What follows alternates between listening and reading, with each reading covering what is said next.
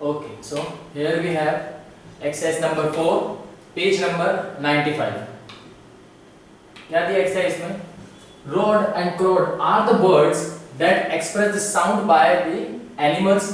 Given below are some animal sound. ठीक है, ये सारे आपको जितने भी यहाँ पर ऑप्शंस दिए हुए हैं, ये सारे क्या है? एनिमल्स के साउंड है। आपको इनके सही ऑप्शन के सामने जहाँ फिलिंग द ब्लैंक्स दिया है, जहाँ डैश है, वहां पर इनके जो भी एनिमल्स है उनके सामने उनका साउंड लिखना है। ओके, चलिए। The first question is the lion roared at the hunter. ठीक है, लायन ने क्या किया? जो हंटर है उस पे रॉड किया। रॉड का मींस उसकी वो आवाज है, ठीक है, जिसको हम इंग्लिश में क्या बोलते हैं? Rod. Okay, next, the owl was here dash in the night. The owl was here dash in the night. क्या आएगा? The owl was here hooting in the night. See, the boy fell down in fear when the horse night suddenly. ठीक है, boy एकदम से डर गया। तो जब हॉर्स ने एकदम से आवाज निकाली और बॉय एकदम से डर गया। D, the dog dash at the stranger. क्या किया था? barked। ठीक है, bark मींस जो भौंकते हैं तो उसको क्या बोलते हैं इंग्लिश में? bark। Next, the owls dash in the jungle. क्या होता है? owl।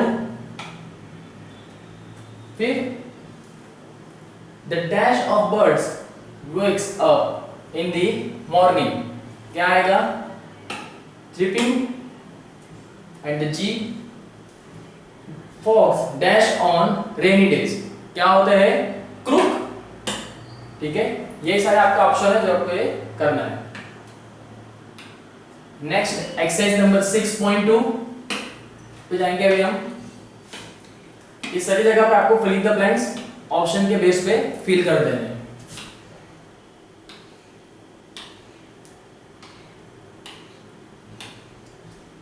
चलिए,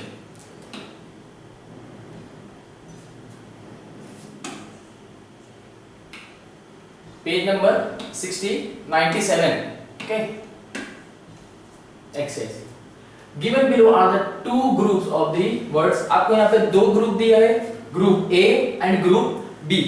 ठीक है, in group A we have some prefix and in group B there are some words. ठीक है, आपको ग्रुप ए के अंदर सारे प्रीफिक्स दिए हैं और दूसरे ग्रुप में वो सभी चीज के वर्ड्स दिए।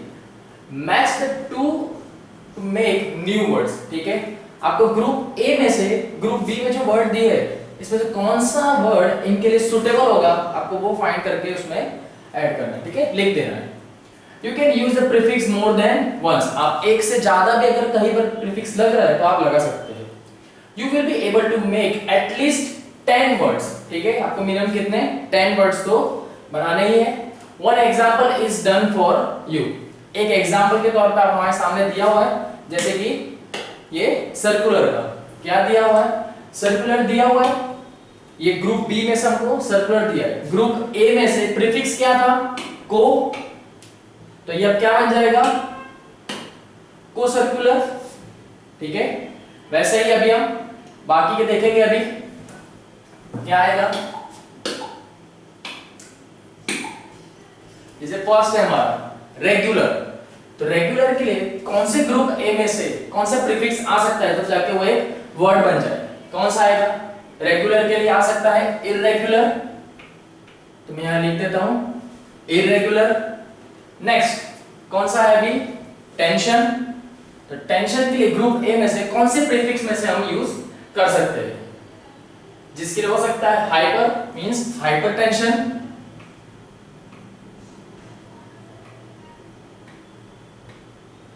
ये हो गया हाइपरटेंशन। नेक्स्ट कौन सा है? अवेलेबल। अवेलेबल में से कौन सा ग्रुप ए में से आ सकता है ताकि वो एक वर्ड बन जाए? कौन सा आएगा? हम अवेलेबल को क्या बोल सकते हैं? अनअवेलेबल भी हो सकता है। ये मैं यहां लिख दूं अनअवेलेबल। नेक्स्ट कौन सा दिया हुआ है? इंटरेस्ट। इंटरेस्ट के लिए कौन सा प्रीफिक्स हम यूज यहां से कर सकते हैं? इंटरेस्ट मींस आपको जिसमें इंटरेस्ट हो। नहीं इंटरेस्ट होगा तो क्या हो जाएगा? डिसइंटरेस्ट। तो यहां पे मैं लिख देता हूं यहां पे डिसइंटरेस्ट। ओके, नेक्स्ट कौन सा है? आंसरेबल, मींस हम जिसका आंसर दे सके। ओके, यहां से प्रीफिक्स में से कौन सा आंसरेबल के सामने आ सकता है? अनआंसरेबल, इसका आंसर नहीं दे सकते हो। Easy, unanswerable. Now next school. School के लिए कौन सा प्रीफिक्स हम ग्रुप ए में से ले सकते हैं जो हमारे लिए एकदम परफेक्ट होगा, जो एक वर्ड बन सकता है? कौन सा आएगा? इंटर स्कूल में बोल सकता हूं, यहां पर मैं लिख देता हूं, जगह नहीं है। Inter school. ओके, नेक्स्ट कौन सा है? एक्सेप्टेबल। ओके, एक्सेप्टेबल का मतलब क्या होता है? जिसको हम चीज इजीली एक्सेप्ट कर सकते हैं। इसी का सेम क्या हो सकता है यहां पे ग्रुप ए में से? अनएक्सेप्टेबल।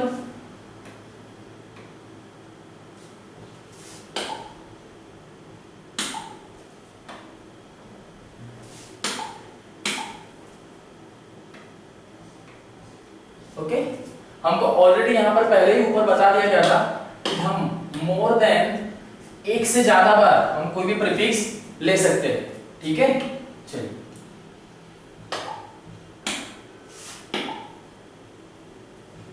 ओके, लास्ट कौन सा बाकी था एक हमारा? ऑनेस्टी। ऑनेस्टी मींस क्या होता है? ईमानदारी, अगर जिसको बोलते हैं हिंदी में ईमानदारी एकदम। ठीक है, ऑनेस्टी का क्या हो जाएगा? सेम प्रीफिक्स अगर इसमें से यूज किया जाए तो डिसऑनेस्टी। मैं यहां पे लिख देता हूं,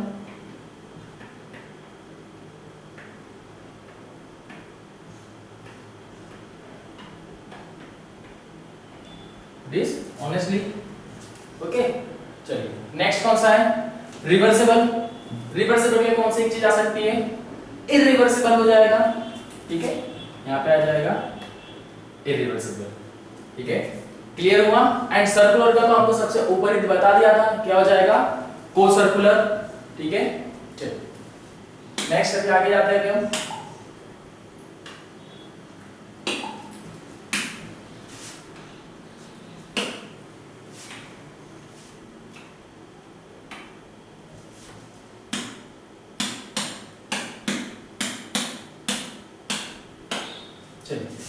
नेक्स्ट अभी हमारा सेकंड एक्सरसाइज है direct speech and indirect speech.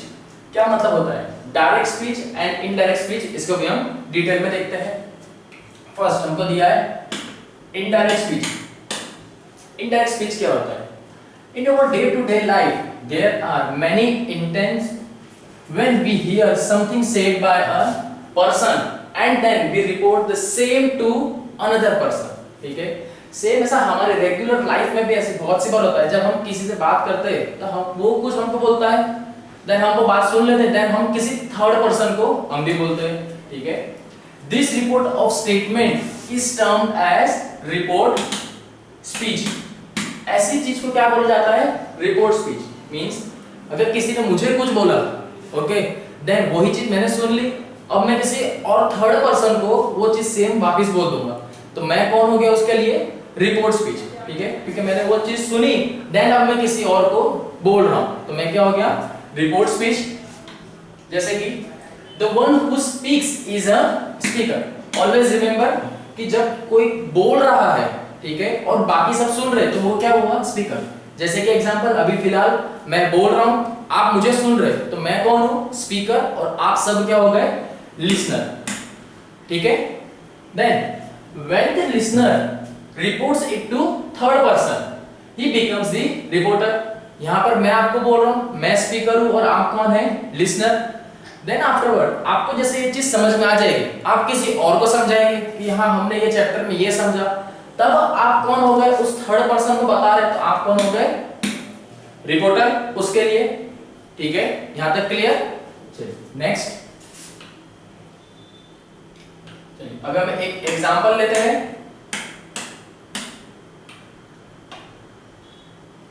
यहां पर हमारे पास same a tiger comes to town 2 से रिलेटेड एक एग्जांपल दिया हुआ है यहां पे।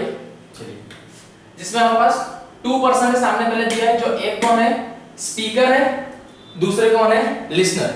मींस स्पीकर कौन होगा? जो बोल रहे हैं, और लिसनर कौन है? जो सिर्फ सुन रहे हैं। जिसमें एक कौन है हमारे पास? मिस्टर राव, एंड कौन है? Mister Mehta. Mister Rao speaker है तो वो कुछ बोल रहे हैं, क्या बोल रहे हैं? I have to go to the town today, आज मुझे टाउन में जाना है। ठीक है, किसको बोल रहे हैं? मिस्टर मेहता को। चलिए नेक्स्ट, आफ्टर कुछ टाइम के बाद the station master tells another person, mister Mehta कौन है? एक स्टेशन मास्टर है। कुछ टाइम के बाद उन्होंने यही चीज अब किसको? किसी थर्ड पर्सन को बोल रहे हैं। थर्ड पर्सन कौन है? Mister William. ठीक है, अब वो किसको बोल रहे हैं? मिस्टर विलियम को बोल रहे हैं। वो सेंटेंस सेम रखेंगे, क्या होगा? Mister Rao told me that he had to go to the town today. Mister William को क्या बोल रहे हैं? मिस्टर मेहता कि मिस्टर राव ने आज मुझे ऐसा कहा कि वो आज टाउन में जाएंगे। ठीक है, अब इसमें एक चीज नोटिस करिए कि सेंटेंस का मीनिंग जो है वो कभी भी चेंज नहीं होगा, चाहे वो डायरेक्ट से इनडायरेक्ट स्पीच में आए या इनडायरेक्ट टू डायरेक्ट में जाए, सेंटेंस का मीनिंग चेंज नहीं होना चाहिए।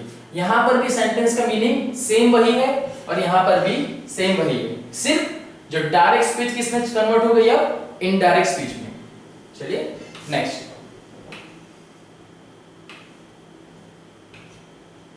जैसे हमारे पास ये एग्जांपल है अभी डायरेक्ट स्पीच का।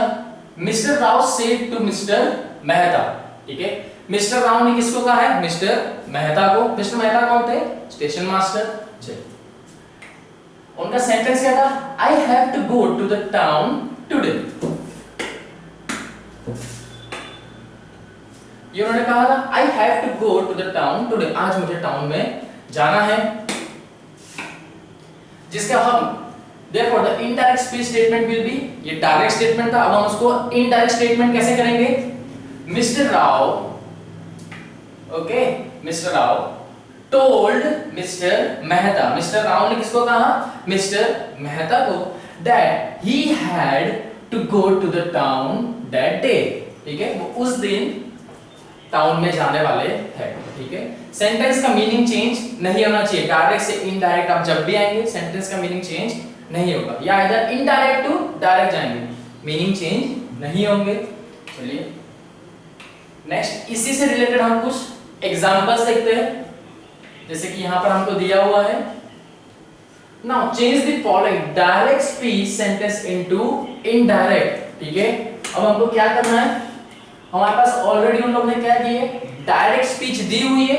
डायरेक्ट स्पीच मींस ये उन्होंने हमको स्पीच दी हुई है, हमको चेंज किसमें करना है? इनडायरेक्ट में करना है। ठीक है, ये पूरा इनडायरेक्ट दिया हुआ उन्होंने, ये पूरा पोर्शन जो है ये क्या है? इनडायरेक्ट स्पीच है, और यहां पर क्या है? ये इनडायरेक्ट स्पीच।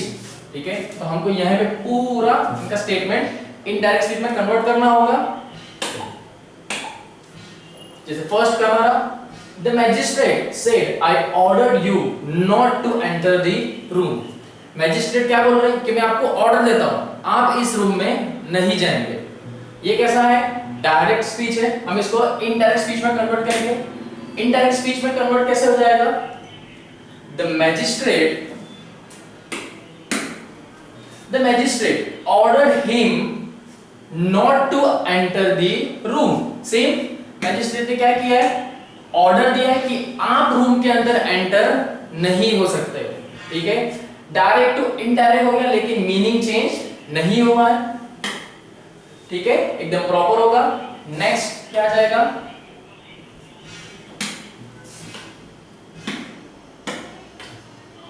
नेक्स्ट है the master asked the people. क्या किया है?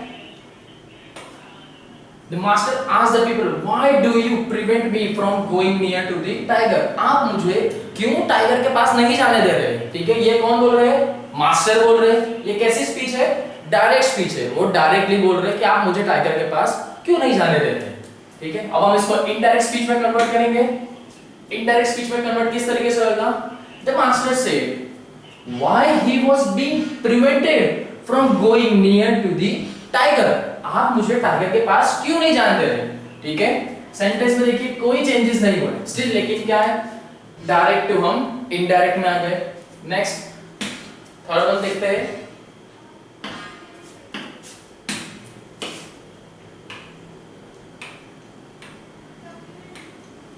The chairman said to the secretary, क्या हुआ है? The chairman said to the secretary को बोल रहे, tell me what is it that you have written here. Chairman क्या बोल रहे टू सेक्रेटरी, सेक्रेटरी को बोल रहे अरे ये आपने क्या लिखा है, ठीक है। तो अब ये कैसे डायरेक्ट है, उसको हम किस में कन्वर्ट करेंगे? इनडायरेक्ट में। द चेयरमैन आस्क्ड, क्या हो जाएगा? आस्क्ड हो जाएगा what he had written here, आपने इसके अंदर क्या लिखा है, ठीक है। चलिए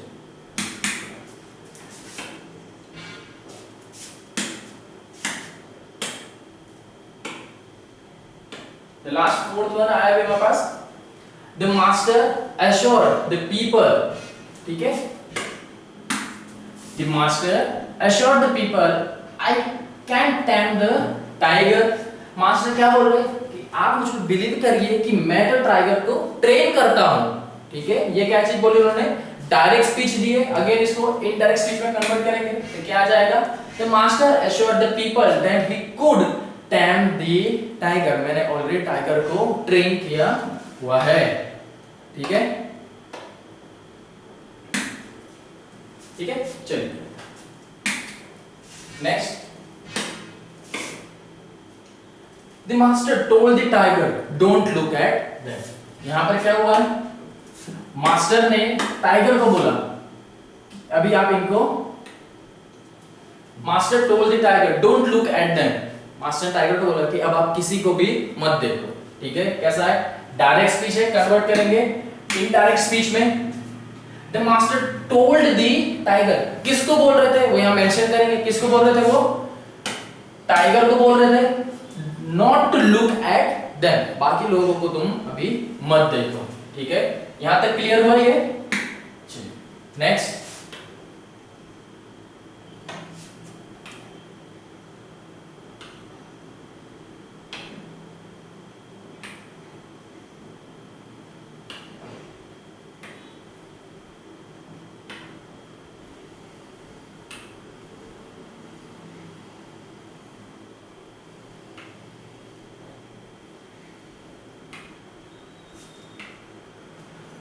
ओके चलिए अब ये नेक्स्ट देख लीजिए। This some read some of the rules for contracting two words, ठीक है। जैसे कि combining a noun pronoun plus verb, देखिए शी और he is changes to she's और हीज कन्वर्ट कर दिया जाएगा। जैसे I am, I plus A M लिखते हैं, जिसको हम किस तरह से लिखते हैं? आई एम भी लिख सकते हैं, I comma M. Next you are को हम कौन सा फॉर्म में लिख सकते हैं? इस तरीके से भी लिख सकते हैं, ठीक है। ये सारे चेंजेस है, ठीक है। प्रॉपर ग्रामर वर्ड में आप इस तरीके के फॉर्मेट में भी लिख सकते हो और ऐसे भी लिख सकते हैं, ठीक है।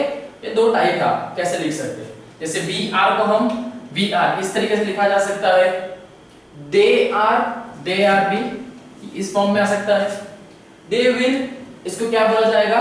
They will.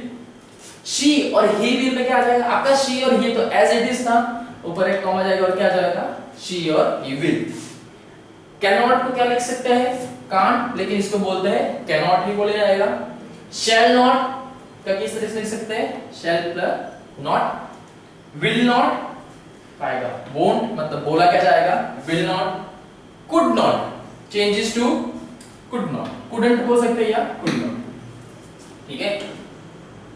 सेम इसी फॉर्मेट में आपको दिया हुआ है। But in the following question forms where there is a pronoun, क्या है?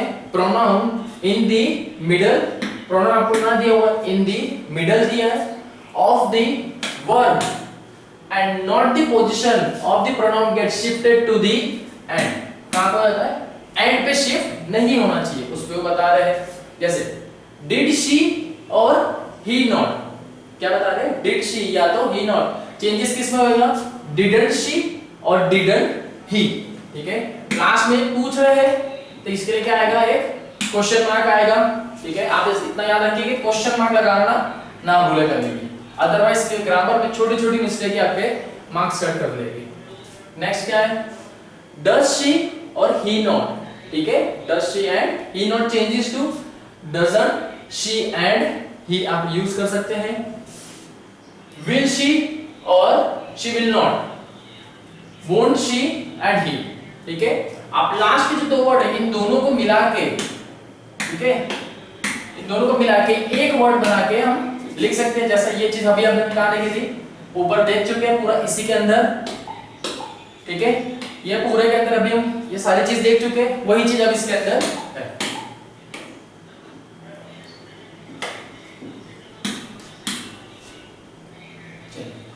Can she and he not को क्या लिखा जाए, कैन नॉट शी ही आ जाएगा, कुड शी और ही नॉट, जिसको चेंजेस करके कैसे लिख सकते हैं, couldn't she and he. Last में क्वेश्चन मार्क लगाना ना भूले आप, ठीक है, अदरवाइज क्वेश्चन मार्क नहीं होगा तो ये क्वेश्चन नहीं लगेगा, ठीक है। फुल स्टॉप होता है, तो आपने स्टेटमेंट दे दिया, इफ अगर हम किसी को क्वेश्चन पूछ रहे हैं तो वहां पे मैंडेटरी है कि आप वहां पर क्वेश्चन मार्क लगाएं, ठीक है। नेक्स्ट है was she और was she not, तो क्या आ जाएगा, was not she and he, ठीक है। स्लैश के मतलब आइदर ये लग सकता है या तो आइदर ये, डिपेंड करता है कौन से सेंटेंस में हो।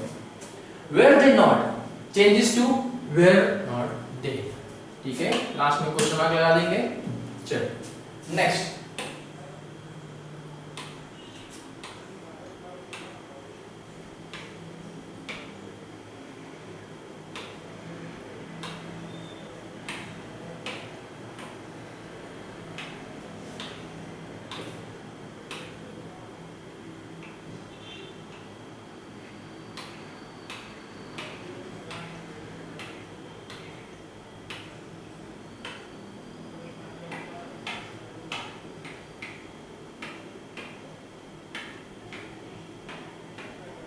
चलिए अभी आप आ जाइए अपने पेज नंबर 105 पे, ठीक है। टर्मिनल क्वेश्चन है जिसको भी हम सॉल्व कर लेंगे। चलिए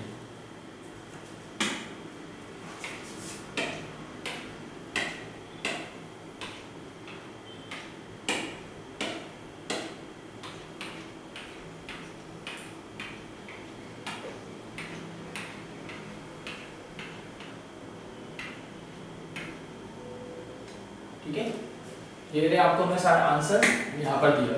चलिए सेम आपको वही है फिर से,